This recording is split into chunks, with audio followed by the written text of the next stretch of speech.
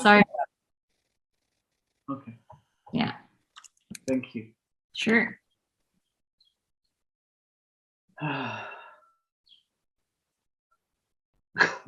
It's funny because now I had my little ego thought now, because if you're going to ask me at the end of the session, can I publish this? And I said, yeah, sure, I'd be very happy. Yeah. My,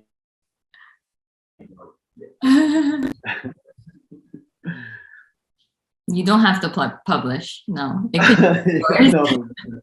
You know, there's a part, of course, there's a part of me who wants to be famous and to be on YouTube and to do what you do. Oh, okay. That's fine too. Yeah.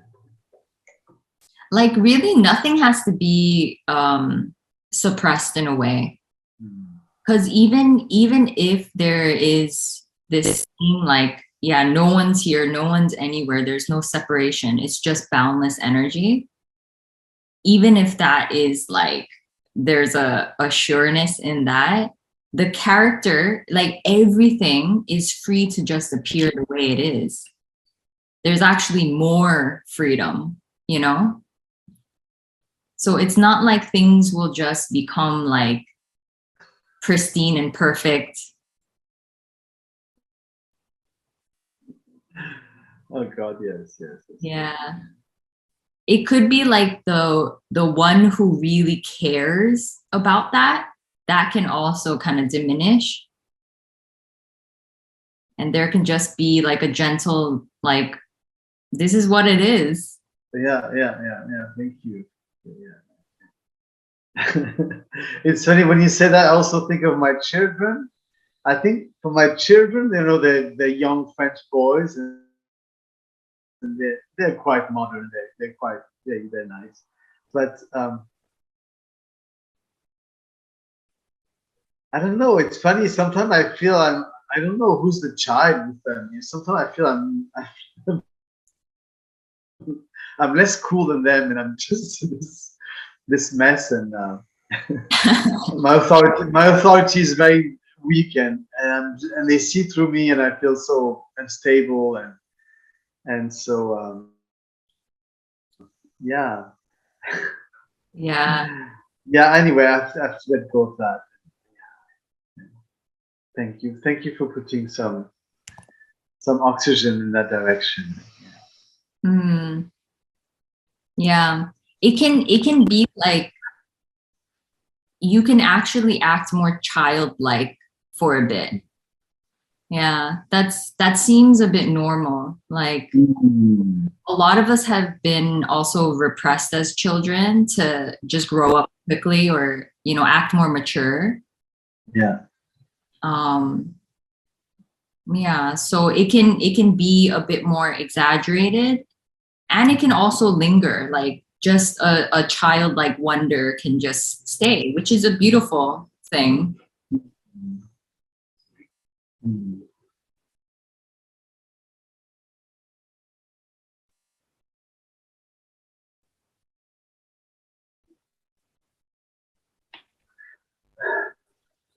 Yeah. In a way, it could also be nice for your kids to see this and not have a very just rigid, self-image presented to them, because they can see through that.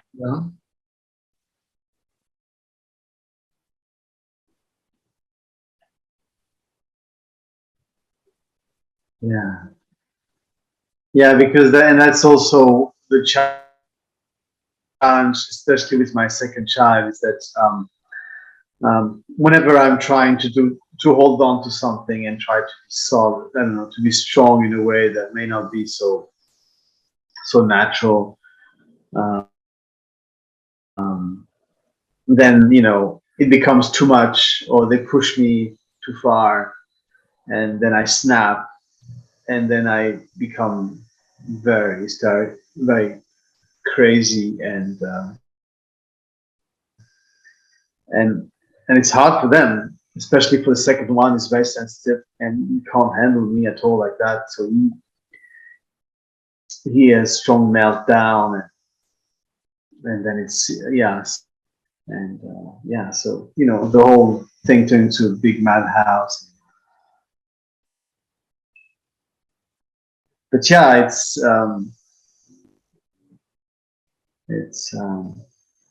yeah. I still have to learn, and I really have. I went too far, too many times actually. Recently, he went pretty far, and he started to say to my wife, my ex-wife, like, I don't want to be with dad anymore. So I really had to really get a limit, to set a limit for myself somewhere, Mm. and that's also, when I speak of that, that's also the contrast with the house of Suzanne in Ireland. In Ireland, she's very sensitive. She's a very talented psychologist, you know, specialized in highly sensitive children. So she's a highly sensitive herself. A child is like that. That's her job. So she's very good at harmony. So she lives in harmony, but it also takes the form of a lot of control sometimes. So me being in that family was like being an elephant. And I am sensitive, and I'm very happy to learn from her way, you know, and I learned a lot from her. She's really good for that. But then, you know, there's a moment where there's no more learning or control, or things just get mad, or you know, out of control. And actually, I never did that there, because it was just not, it's just not possible there. But I knew if we would be in a long-term relationship, at some point things would go very mad, you know. And that's also in a way what was so difficult, that I felt I had to accept. I couldn't be myself completely, you know. A part of my madness, a part of my whatever it is, couldn't express itself there. Yeah, Yeah. yeah, and yeah. Oh God, it's yeah, yeah. It's actually also precious to voice a story in a way, to voice it in a certain way. So I feel because of my solitude, and then because of the obsessive thoughts in my mind, I can see uh, um, yeah, the story gets out of balance in my mind. There's so much self blame, self attack. Um, it's good to express that too. That actually was also a situation that was, yeah, it was actually wise to let go of her in a way, to see that it was actually not really possible. And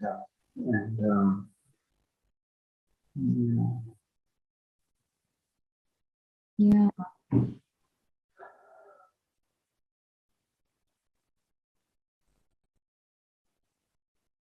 Yeah. That's beautiful. I feel like you've probably been through a tornado of just a lot. And it can seem like that when there's like energetic shifts happening, and then you're actually, if something comes into your life during that time, I can kind of see it as a blessing, because it triggers, especially romantic relationships, it can trigger everything, root of everything. And it's kind of an amazing opportunity to see your whole childhood more clearly. yeah, yeah, yeah. It's not pretty, but it's yeah. Thank you to say it's okay. It's okay. Yeah, yeah. Yeah. And also there are times, like 2 days ago, we have no more contact, but I contacted her a week ago, and for the first time probably she didn't reply, which is very unusual for her. And so that was very painful, and I went through 2 days of pain, of crying. And at the end of those 2 days, all of a sudden it went very quiet, and I could see I could see something very wise manifesting, like something extremely still, extremely content, or not even content, just, just like, emptiness somehow. And I could see also how my sensitive person, enjoy that. I need to see things in a very quiet way, and because then I could really see, like, I went to see a friend, and we actually went for a drink, and there was a lot of people, but I could see how I had so much love for the world. All of a sudden, I could see I'm so not from the world somehow. I watched it from the outside, and I could see I have no more hooks at that point. There was a moment I have no more hooks. No one can hook me, or I can't get hooked, or it's just that yeah. And then something else happened, and I went for another round. So I'm just saying the period of calm after the storm are still quite short. I'm like,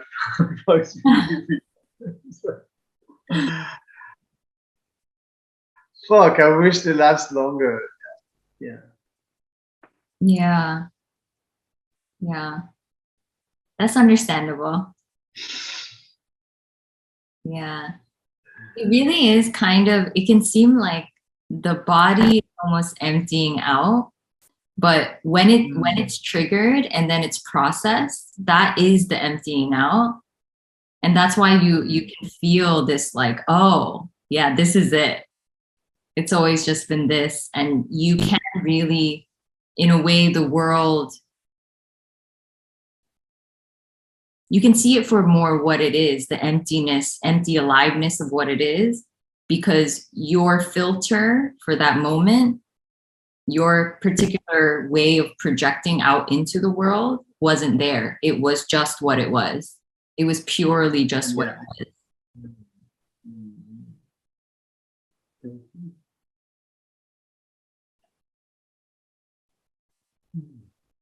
Yeah.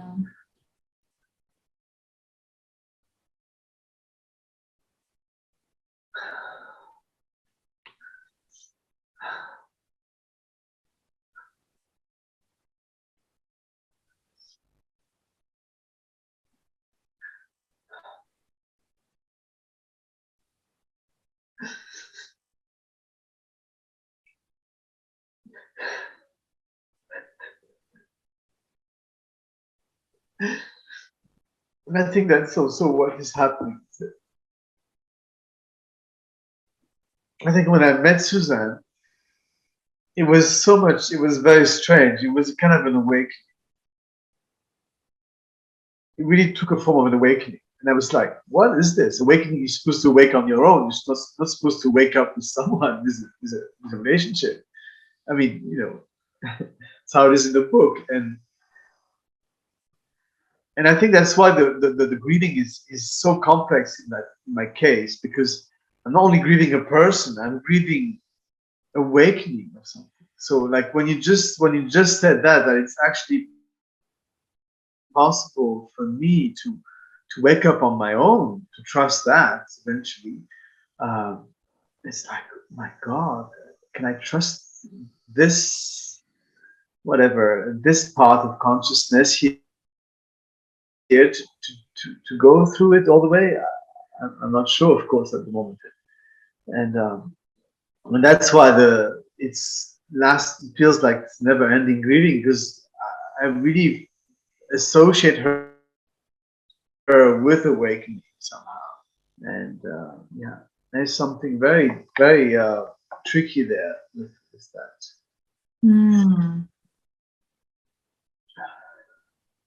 Yeah. I mean, another way of looking at it is that she was the thing that triggered what needed to be triggered. And it doesn't necessarily mean that she needs to be with you along the whole way.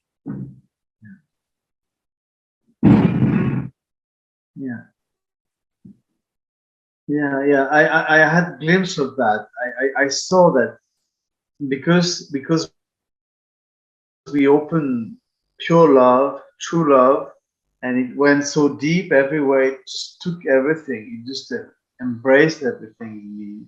And then she left, and I was left with this love had been everywhere in me. So I had to visit and embrace everything myself. Like she had put a bandage on everything, and now the bandage was ripped, and all the wounds were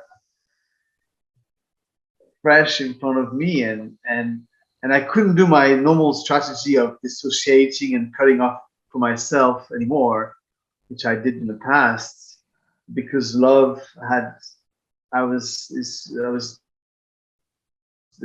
too late. It's too late. I've seen too much. I've been visited somehow. Yeah. Yeah. Wow. That sounds really beautiful because yeah, it does, it can seem like you kind of finally get to a point where that avoidance ability to avoid, it just drops on its own because it's just been tried so many times and it innocently does that. It's totally fine that that happens. Everyone does it, but at some point there's just like a, there's no avoiding it. It is what it is.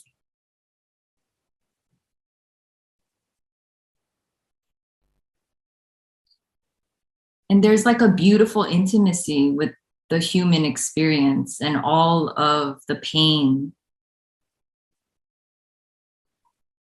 and all of the beauty as well. But the pain is like, it goes really deep. Yeah, yeah. No, yeah. Thank you so much. I feel so much love for you at the moment. It's beautiful. Mm, Thank you. Thank you. yeah. I'm so grateful. Oh, nice. I'm grateful to you too. Thank you. Yeah. Yeah. This can really feel like the greatest heartbreak you could say of your life. You're really mourning the loss of you, everything that meant so much to you, everything you really hoped and dreamed for Yeah. complete you. And it's not an easy thing to go through. Is there any fast forward? If only. Yeah. But already it's wonderful. So wonderful to hear the feedback from you like that. Because a lot of the time, not all of the time, because sometimes I can see I trust something I trust. But yeah, and also in a way, I mean, some people have told me that I've been seeking so much. I can't tell you. Being with Tishnatan, this master. I've been with Mooji in India a long time ago. I've been, exposed to real, very powerful teacher. And but it's funny how, for some of us, the preparation is so long. It can take so long, the preparation, and before something deeper can happen. It's true. Yeah. Yeah. Ultimately, we don't know why. It just happens that way. It's a total mystery. And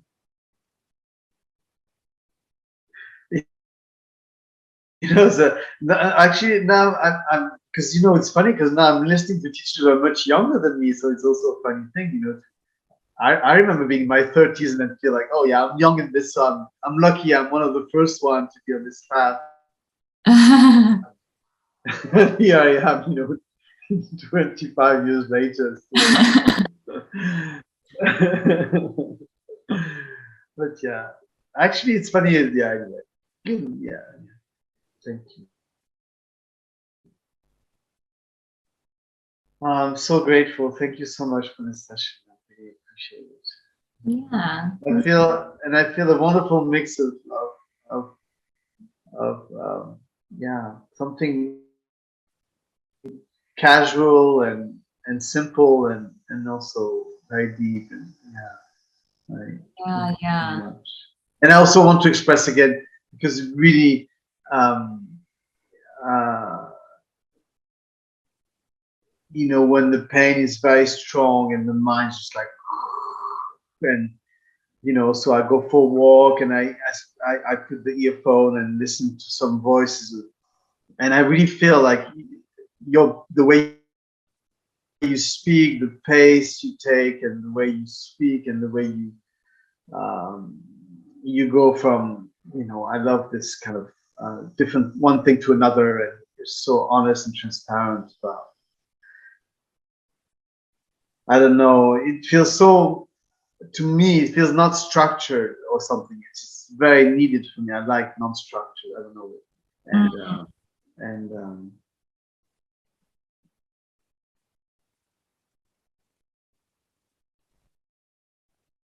and it's so punctuated by I don't know and by discovering as it comes, and it's so yeah. It's really uh, yeah. Thank you. Really, thank you. Mm.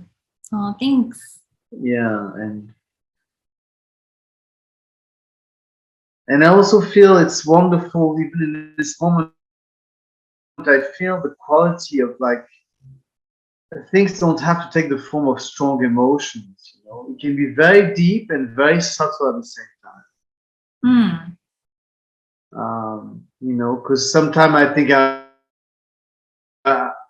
I'm also like that. I'm French, and I've been surrounded by strong emotions, and um,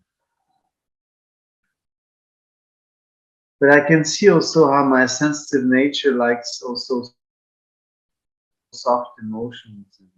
And, Yeah. yeah, yeah. Yeah. Like even sometimes I could feel like crying doesn't need to take the form of a sob, and sobbing can be wonderful sometimes, but also crying can be inner crying sometimes. You know what I mean? Like something is crying inside, but it doesn't have to be a big, you know, and that's already good enough, or it's met like that. Mm. Mm. That's beautiful. Yeah. It seems like you are very in tune and in touch. Hmm. So, yeah. It is more rare in men, unfortunately, just because so much has been put on men to be a specific way, like women as well, but for men it's Hmm. like it's suppression of a lot of emotions. And yeah, so it's really beautiful.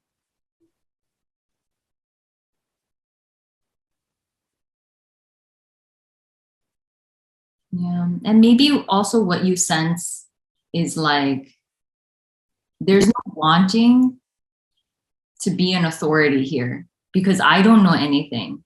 The only thing I kind of know is that I don't know anything. And that when I interact with people, all I can do is respond spontaneously with whatever feels appropriate. Hmm. And that's it.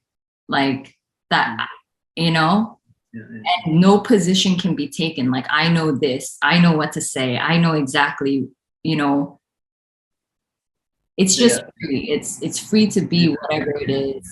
And most people want that. Even if they don't really know, they just want the freedom of that to just freely be completely as the body is, really.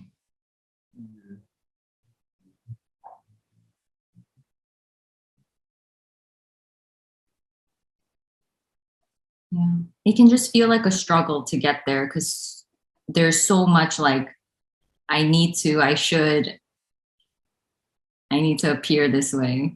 Mm.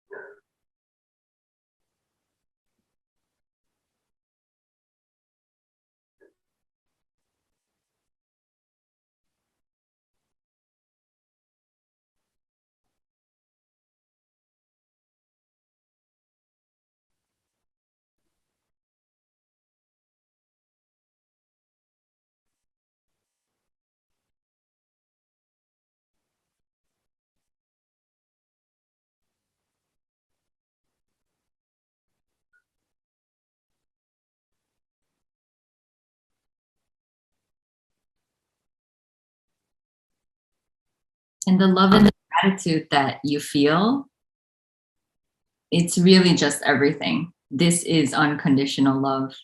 It is everything. It's totally empty, fully alive. It's just pulsating with love. And no matter how it feels in the body, like that's an expression of this, you know, mystery. We can't really know it. It's just free to appear whatever way it does. Yeah, that's what I feel is happening now. Is it's also maybe to surrender a bit more, to trust that I can be met. I don't have to be protected, and I don't have to give or find or.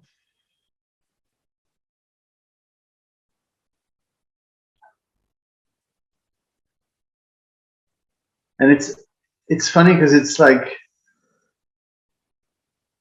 it's not easy to go back there because somehow I felt with Suzanne I was met, you know. I felt met, and also because it takes the form of being met, you know, emotionally and physically. You know, the physical part is so deep. It's like, my God, it's to love someone and to be able to make love. It's incredible. It just blew my mind. How is it possible? It's possible to love each other and to make love. It's like, what? How is that even? So I felt, wow, and so that's what I feel now. Is I feel like, oh wow, I can be met, and this unconditional love can come back and it can meet me. I feel it in my belly, and but you know, it's almost like, oh, I have to open up again somehow. You know, it's like to trust that I can open, and it's gonna be okay. It's okay to open. Yeah.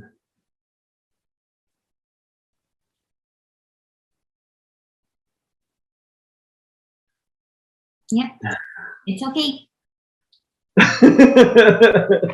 You won't be harmed. The body is actually very strong. It can handle it. Sometimes it feels like when there was an ownership of the body, that sense of ownership just feels like it's too much.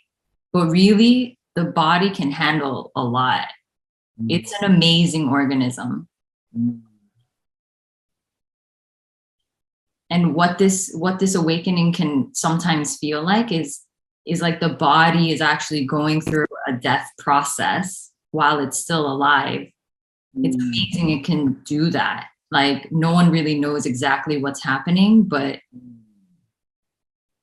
it's just powerful. This, you know,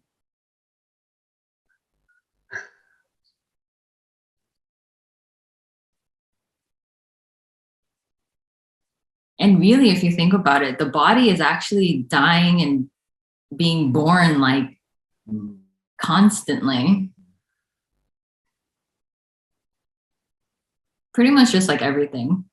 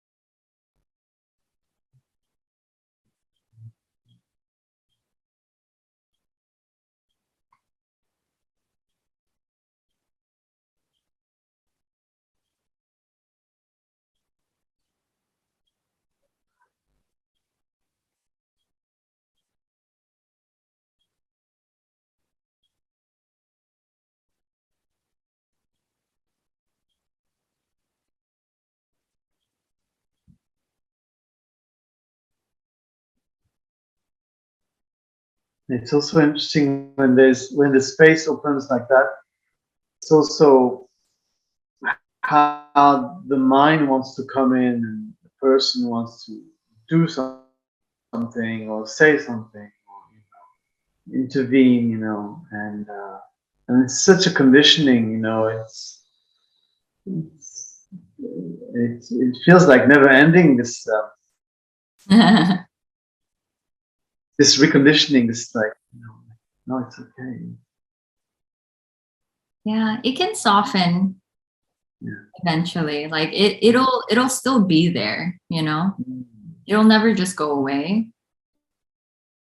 Mm. Yeah, the body just can get more used to, like, I guess, the silence and not needing to fill the space, or it might feel uncomfortable, so it might feel like it needs to say something, and that's fine. It's understandable.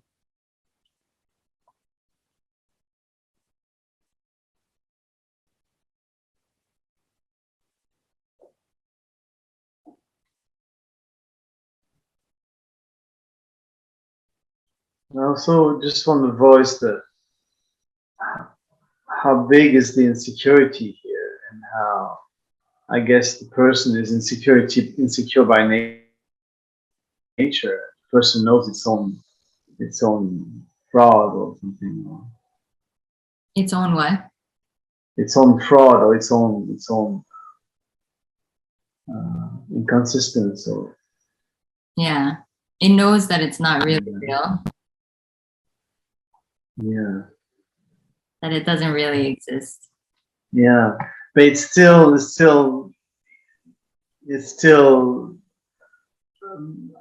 lot of the time it's still the one who thinks it's doing it and practicing and getting there, and it's still lived from there. So it's still, I'm still so insecure. I just want to voice how insecure I am, and but then better to voice it as just being vulnerable, really. Yeah, because every sense Best way of is self is insecure. sorry. Because every sense of self is insecure. Yeah, Totally normal. yeah, Yeah. And the sense of insecurity, it can actually still continue, even if there's a clear seeing that yeah, there's one here. Yeah, just out of patterns, out of habit, it can still continue. It can yeah. potentially soften, if there's no identification behind it anymore. But insecurity is not really a problem in that sense. It's more like the sense of lack that comes from, somehow I'm apart from life now. That, like, that existential kind of separation can dissolve, and then the habitual pattern of the body is free to just be the way it is, including insecurity.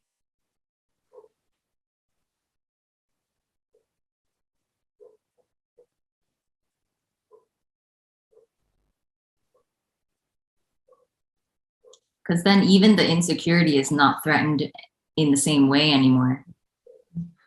And I want to mention that also, because that was one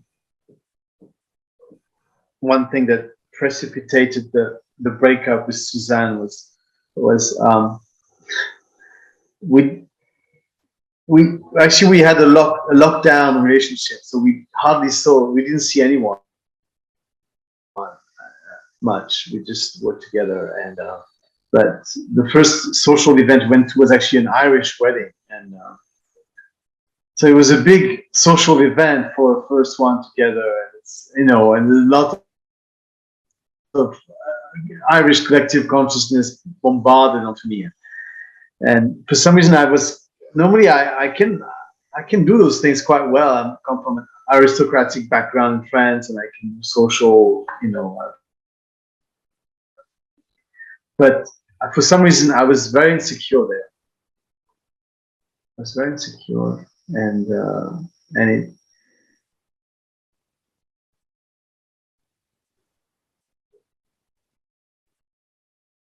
And so it was strange. It was strange because I thought weddings are such a celebration of love, and to be as a couple in a wedding is a wonderful experience. It's so nourishing for the couple, but it was not like that day, and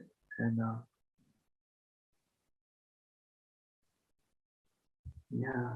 So it was not an easy. It was really a challenging time, and then. Actually, I did something out of place. I don't know why I did that.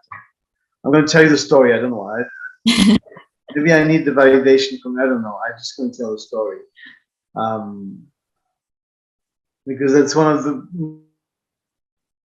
main reasons she decided to break up. It's fun. What I see also is that the reality at this point, imagine I saw her for Easter, but we haven't really seen each other for 6 months, which is a lot of time in terms of relationship and intimacy, so the reality of who she is, actually, who I am, who are we together, is so far from what I imagine it to be. It's so crazy. Also, those breakups, because the story here, the memories, whatever, is so disconnected from actually what are we really talking about here? What am I talking about? And it's so, and of course, it's a huge space for the mind to create confusion or hookups or whatever. Or yeah, something is I don't know. Mm-hmm. Yeah. It just happened the way it happened. There's honestly an innocence to everything. No one chose to do that. You can really see the innocence in everything. It's really an automatic happening.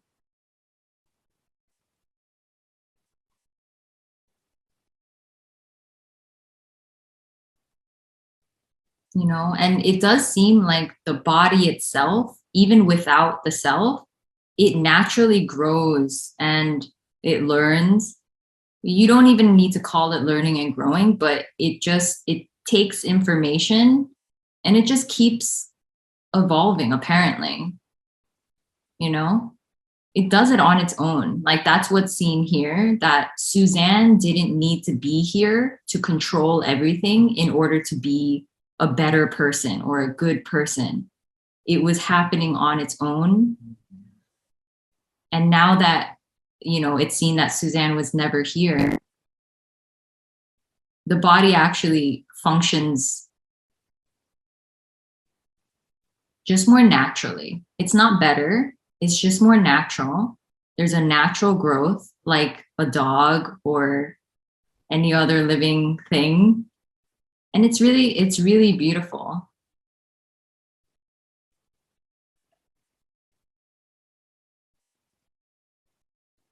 Mistakes are made too. There's no escaping mistakes. Life is messy.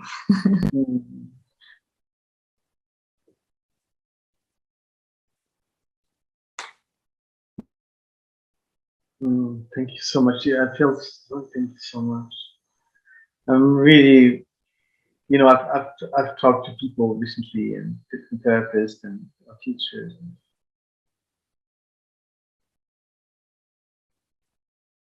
But I don't know. I knew I had to talk to you. I knew I had to talk to you. I don't know why. I'm glad. Really, thank you so much.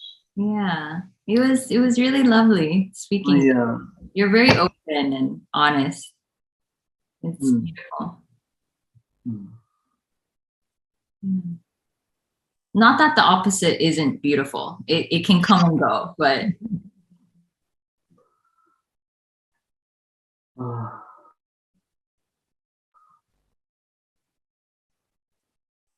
So might contact you sometime. Oh, nice. Yeah, that'd be lovely. Cool. Okay, well, I will send you the recording. Okay. Yeah. And you can decide. It's completely your own private property. So Yeah. yeah. No, but anyway, you wouldn't put it on YouTube because it's not complete. It was in the middle of it. You took it in the middle of Oh, it doesn't matter to me, but Okay. yeah. But anyway, I have this side of I'd be happy if you put it on. So, Mhm. yeah. Okay. Yeah, cool. I'll send you a copy anyway, and you can look it over if you want. Yeah. Yeah. I will. Okay. Thanks Thank so you so much. much. All Thank right. you. Bye. Bye. Bye. Bye. Bye.